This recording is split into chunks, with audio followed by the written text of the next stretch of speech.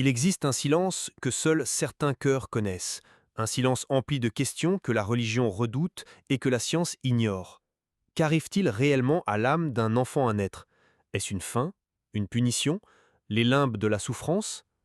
Pendant plus d'un siècle, la réponse est restée cachée, à la vue de tous, dans les écrits d'un homme qui refusait de se contenter d'une foi aveugle. Allan Kardec n'a pas interrogé les vivants, il est allé directement à la source. Il a interrogé les esprits eux-mêmes. Et ce qu'ils lui ont révélé n'était pas une histoire de perte, mais une histoire de but. Ils n'ont pas parlé d'adieu, mais d'une mission. Si vous avez déjà ressenti le poids de cette question sur votre conscience, ce message est un rendez-vous que votre esprit ne pouvait plus reporter. Car ce que vous allez entendre aujourd'hui n'est pas une théorie pour vous réconforter, c'est une vérité destinée à vous libérer. Et peut-être, à la fin de cette vidéo, comprendrez-vous pourquoi certaines âmes choisissent de nous aimer d'une manière si brève, mais éternelle. Vous souvenez-vous du silence qui précède la musique?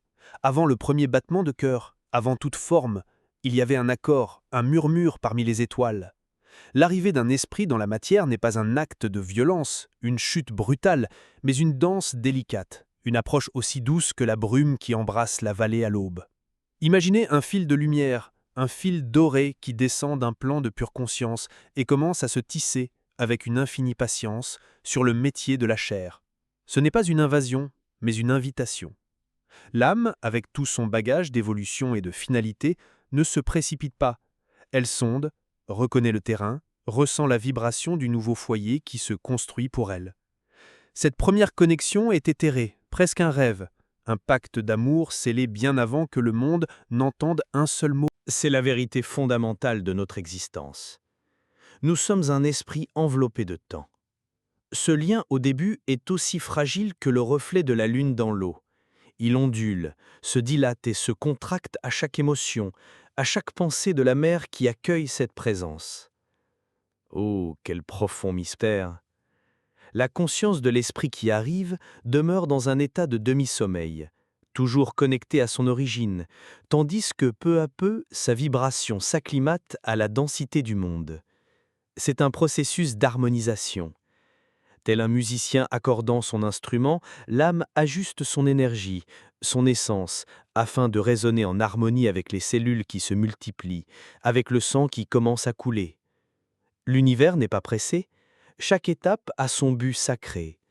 Et cette descente progressive est une école d'adaptation, une leçon d'humilité devant le miracle de la vie. C'est le silence qui prépare le terrain à l'éveil d'une nouvelle mélodie, une nouvelle opportunité d'évolution. À mesure que les semaines se transforment dans mois, ce fil d'or se renforce, se ramifie, créant une toile lumineuse qui enveloppe et pénètre chaque recoin du corps minuscule. L'esprit n'est plus un simple visiteur, il devient l'architecte silencieux, influençant par sa présence la formation de son propre véhicule. C'est ici que le souvenir du but prend toute son intensité.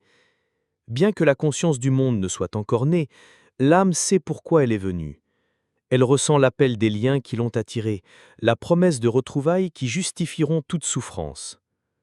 Dans ce sanctuaire aquatique, la présence spirituelle est indéniable, une vibration subtile qui transforme le corps maternel en temple. C'est un dialogue muet, une communication d'âme à âme, où se partagent peur, espoir et une vérité que seul le cœur peut comprendre. La sagesse révélée au monde par Allan Kardec n'était pas une invention, mais un écho de cette vérité éternelle, une confirmation de ce que les âmes anciennes ont toujours su. Il nous rappelait que la vie ne commence pas par un fracas, mais s'infiltre avec la délicatesse du soleil à l'aube. L'union complète, la soudure finale entre l'esprit et la chair est réservée à un instant sacré. Le premier souffle. Cet instant où l'air du monde emplit les poumons pour la première fois est le véritable accueil, le sceau qui ancre la conscience dans sa nouvelle demeure. Avant cela, ce lien, bien que fort, laisse encore à l'esprit une certaine liberté, un pied dans chaque monde, se souvenant encore de la paix d'où il vient, se préparant à l'oubli temporaire qui prélude à chaque éveil. La mort de la mémoire et la naissance de l'expérience. Ainsi, la gestation est un pont entre deux réalités, un temps sacré où le ciel et la terre collaborent à la création. L'esprit, dans sa descente, apporte avec lui un projet, une mission, une soif d'évolution qui ne peut être assouvie que par l'expérience humaine. Ce processus graduel est un acte de miséricorde divine, permettant une transition aussi indolore que possible. La consolidation finale, avec le premier souffle, n'est pas le début de la vie, mais le début du voyage terrestre, le moment où le rideau de l'oubli tombe pour que le travail puisse commencer. C'est l'abandon total, le oui définitif à l'aventure des retrouvailles, de l'apprentissage, de la transformation. Une âme qui a accepté son but, prête à affronter la symphonie de l'existence avec toutes ses notes de joie et de souffrance, lorsque le voyage est interrompu, lorsque le souffle attendu n'arrive pas, l'univers ne l'enregistre pas comme une fin, mais comme un retour. Ah, si seulement vous pouviez voir ce qui se passe à cet instant. Le fil d'or dont nous parlions ne se rompt pas dans un grondement strident, il se rétracte avec la même douceur avec laquelle il est descendu.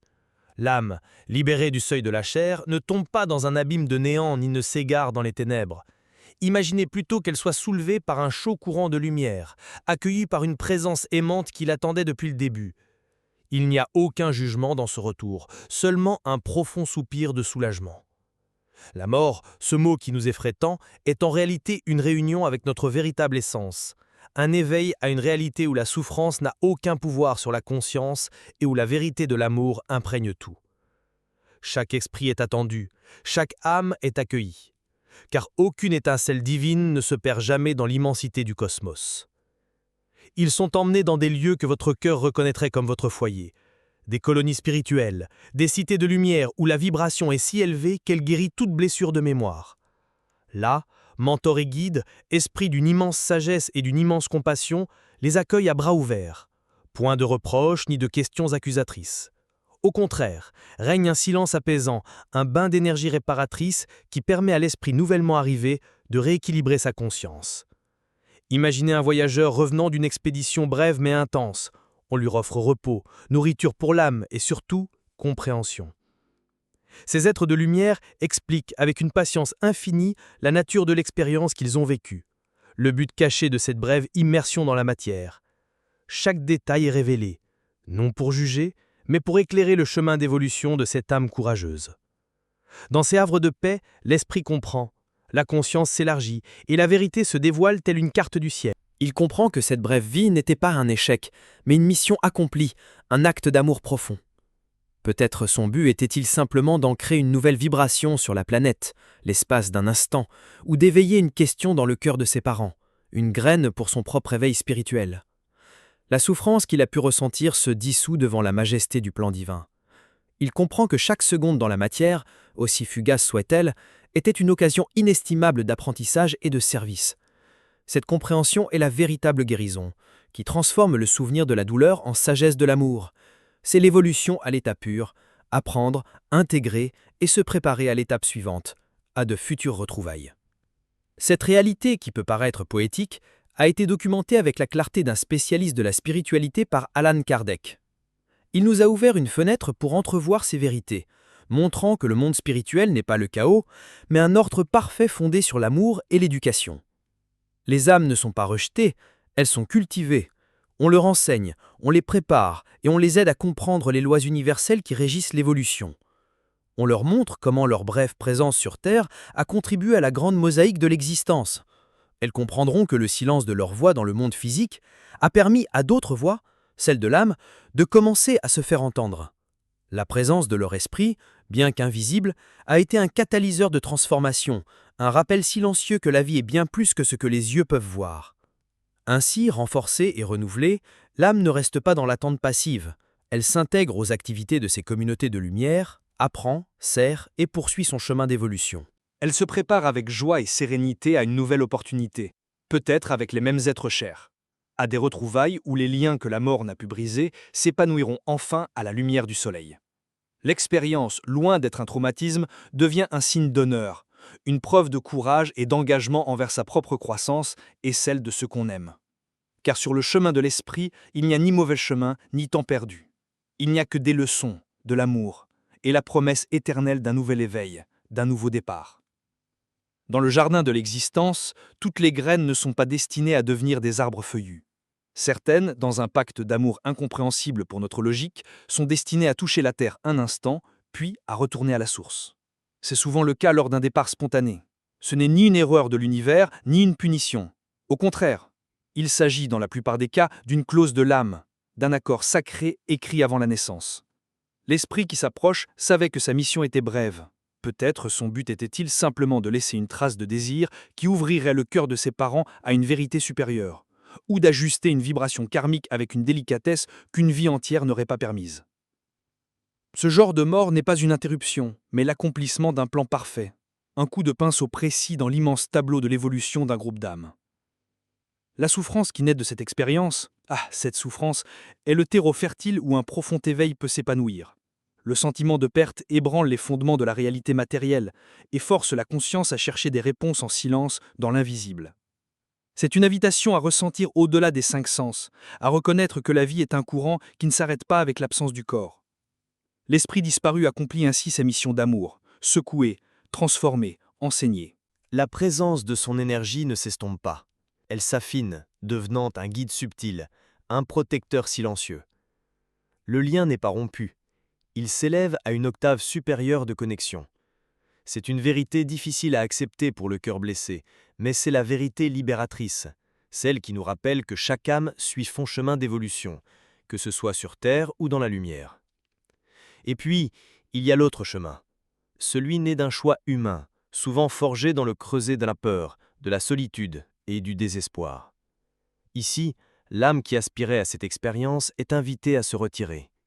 La spiritualité supérieure, et c'est ce que l'œuvre de Kardec nous enseigne avec une clarté cristalline, n'observe pas cet acte avec les yeux d'un juge. Jamais. Sa vision est panoramique, compatissante. Elle perçoit le contexte, la pression sociale, l'immaturité, la panique qui ont conduit cette conscience à prendre une telle décision. Elle ne voit pas un crime, mais une blessure. Elle ne voit pas le mal, mais un profond besoin d'abri et de guide. La vérité est qu'il n'y a pas de jugement céleste qui attend avec un marteau, mais une légion d'esprits compatissants qui comprennent la fragilité humaine et sont prêts à offrir du réconfort à l'âme qui revient comme à celle qui reste. Les implications de ce choix ne sont pas une punition divine, mais une conséquence naturelle, une loi d'amour en quête de rééquilibrage.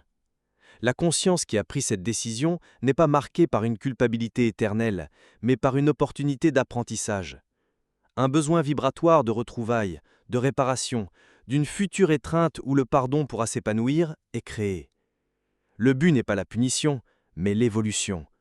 L'esprit qui n'a pas pu naître devient souvent un compagnon invisible, attendant patiemment le moment propice pour des retrouvailles dans d'autres circonstances, peut-être sous la forme d'un enfant, d'un ami ou de quelqu'un à qui une aide cruciale sera apportée. L'univers, dans son infinie sagesse, transforme chaque nœud de douleur en une opportunité de tisser un lien d'amour encore plus fort.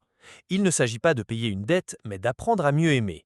Ainsi, face au mystère de la vie interrompue, la seule réponse qui résonne d'en haut est la miséricorde. Qu'il s'agisse d'un projet spirituel ou d'un choix humain, chaque esprit impliqué est plongé dans un processus d'apprentissage. L'univers ne gaspille aucune expérience. Chaque larme, chaque question, chaque atome de souffrance devient un carburant pour l'éveil. La présence divine ne nous abandonne pas dans nos décisions les plus sombres. C'est précisément là que sa lumière brille avec le plus d'intensité, attendant que notre conscience se tourne vers elle. L'invitation est toujours la même. Lâcher prise sur la culpabilité, accepter la leçon et croire que les liens de l'âme sont indestructibles et que l'amour trouvera toujours le chemin de la réunion et de la guérison. Pensez-vous que l'amour naît avec le corps et meurt avec lui? Ah, comme l'existence serait petite si c'était le cas. La vérité, celle que votre âme murmure déjà dans le silence de la nuit, c'est que les liens d'affection sont le ciment de l'univers, les fils de lumière qui tissent la tapisserie de l'éternité. L'amour qui unit un père ou une mère à l'esprit qui niche en leur sein n'est pas une création de 9 mois. C'est une reconnaissance, un écho de mélodies chantées ensemble dans d'autres vies, dans d'autres contextes. Cette vibration d'affinité est ce qui produit l'appel, ce qui invite cette âme spécifique à rejoindre cette famille particulière. La gestation n'est que le portail par lequel un amour ancien cherche à se manifester à nouveau. C'est pourquoi, lorsque le voile de la mort tombe, seul le corps disparaît. Le lien, la connexion d'âme à âme, reste intact, vibrant, éternel. Imaginez que toute relation d'amour profond est un cordon d'or qui unit deux cœurs à travers le temps et l'espace. La mort physique n'a pas de ciseaux capables de couper ce cordon. Elle ne fait que le rendre invisible à nos yeux limités. L'amour continue de couler, le lien demeure actif. La souffrance de la séparation est en réalité la douleur de l'oubli, l'amnésie temporaire de notre conscience de la nature immortelle de l'esprit. Mais n'avez-vous jamais ressenti une présence inexplicable dans un moment de besoin, une paix soudaine au milieu de la tempête ? C'est l'écho de ce lien, la preuve que l'amour ne connaît pas de frontières. L'esprit disparu reste connecté, envoyant des vagues d'affection, participant silencieusement à l'évolution de ceux qu'il a laissés derrière lui, attendant patiemment le moment des retrouvailles. Et ces retrouvailles ne sont pas une simple possibilité, c'est une certitude, une loi spirituelle aussi infaillible que la gravité. Les âmes qui s'aiment sont magnétiquement destinées à se retrouver. C'est l'une des révélations les plus réconfortantes que l'œuvre d'Allan Kardec ait apportée au monde. La vie est une école, et les âmes sœurs sont des camarades de classe à travers les siècles. Le but est d'apprendre ensemble, de s'aider mutuellement à évoluer. Si un cours est interrompu, l'univers dans son intelligence infinie reporte simplement le cours suivant. Cet esprit revient là, peut-être pas sous la même forme, peut-être pas dans le même rôle, mais la reconnaissance de l'âme sera instantanée. Ce sera cet enfant que vous avez l'impression de connaître depuis toujours, cet ami qui devient un frère, cette personne dont la présence vous fait enfin sentir chez vous. Pensez aux personnes de votre vie. Y a-t-il quelqu'un avec qui vous avez ressenti une connexion immédiate, une familiarité qui défie toute logique ? C'est le langage de l'âme qui se souvient, c'est la preuve des retrouvailles. La vie nous donne constamment des indices nous montrant que nos relations les plus significatives ne sont pas le fruit du hasard. Elles ont une raison profonde, une histoire qui s'étend bien au-delà de notre naissance actuelle. Prendre conscience de cette vérité transforme notre perception du deuil. Ce n'est plus un adieu éternel, mais un « à plus tard ». Cela nous permet d'honorer le souvenir, non pas avec une tristesse paralysante, mais avec la joyeuse certitude que l'histoire continue et que le prochain chapitre sera encore plus beau, enrichi des leçons apprises lors d'une séparation temporaire. Ainsi, chaque pensée d'amour, chaque prière, chaque souvenir affectueux que vous envoyez à cet esprit est un message qui atteint sa destination. Il ne se perd pas dans le vide, au contraire, il nourrit et renforce ce lien d'or, rendant la vibration entre vous toujours plus harmonieuse. Vous n'aimez pas une absence, vous aimez une présence dans une autre dimension. Ayez confiance en cela. Laissez cette vérité apaiser votre cœur et vous donner la force de poursuivre votre chemin. L'amour que vous avez donné n'est pas perdu, il est investi dans l'éternité, attendant le moment idéal pour s'épanouir à nouveau dans les plus douces retrouvailles, où les yeux du corps pourront voir ce que l'âme n'a jamais cessé de ressentir. Et si je vous disais que dans nombre de ces voyages interrompus, il n'y a pas de victimes mais des héros ? Et si je vous révélais que ce que nous percevons comme une tragédie est, du point de vue de l'âme, une mission d'amour volontairement acceptée ? Respirez profondément et laissez cette vérité résonner en vous. Sur les plans de lumière, avant de descendre, de nombreux esprits hautement évolués choisissent des missions brèves, mais d'une portée immense. Ils acceptent d'être ce catalyseur, cette étincelle fugace destinée non pas à vivre une longue vie terrestre, mais à susciter un profond éveil chez d'autres âmes. Leur but n'est pas de naître, de grandir et de mourir, leur but est d'aimer d'une manière si radicale qu'elle ébranle les fondements du monde de ceux qu'ils touchent. Ce n'est pas un destin imposé, c'est un choix courageux, un acte de service d'une âme qui comprend déjà que l'évolution est la seule chose qui compte vraiment. Le but de cette mission sacrée est souvent le développement spirituel des parents et de l'environnement familial. Parfois, la conscience humaine est tellement prisonnière des contraintes matérielles, des soucis du quotidien, que seul un événement d'une profonde intensité émotionnelle peut rompre le charme. La souffrance aiguë causée par le départ d'un enfant tant désiré est comme une fissure dans l'armure de l'ego. Par cette fissure, pour la première fois, la lumière des questions essentielles peut pénétrer. Pourquoi ? Y a-t-il quelque chose au-delà de la mort ? Quel est le sens de cette douleur ? C'est l'éveil. La mission de l'esprit est précisément celle-ci, semer le doute sur la réalité purement matérielle, ouvrir la voie à la recherche d'une vérité plus profonde, allumer la flamme de la spiritualité dans un cœur qui, autrement, serait resté endormi. Cette expérience, aussi douloureuse soit-elle, est rarement unilatérale. Souvent, dans le projet de réincarnation des parents, cette expérience était déjà envisagée comme une thérapie de choc spirituel, sollicitée par leur âme pour accélérer son évolution. L'esprit missionnaire n'agit donc pas seul, mais en harmonie avec le plan plus vaste des âmes qu'il est appelé à servir. C'est un accord d'amour entre tous les acteurs. Comme Kardec nous l'a enseigné en révélant la logique de la réincarnation, il n'y a pas d'événement aléatoire dans nos vies. Tout a une finalité éducative. Cette brève présence, cette rencontre fugace, était l'accomplissement d'un pacte sacré destiné à propulser chacun vers une nouvelle octave de conscience et de vibration. Et ne croyez pas qu'il s'agisse d'un sacrifice immérité pour l'âme qui accomplit sa mission. Bien au contraire.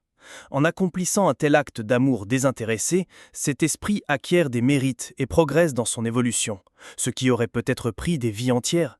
Il apprend en pratique les plus hautes leçons, le détachement, le service inconditionnel, la joie d'être un instrument du plan divin. Pour cette conscience, la mort n'est pas un échec, mais le sceau d'une mission accomplie avec succès.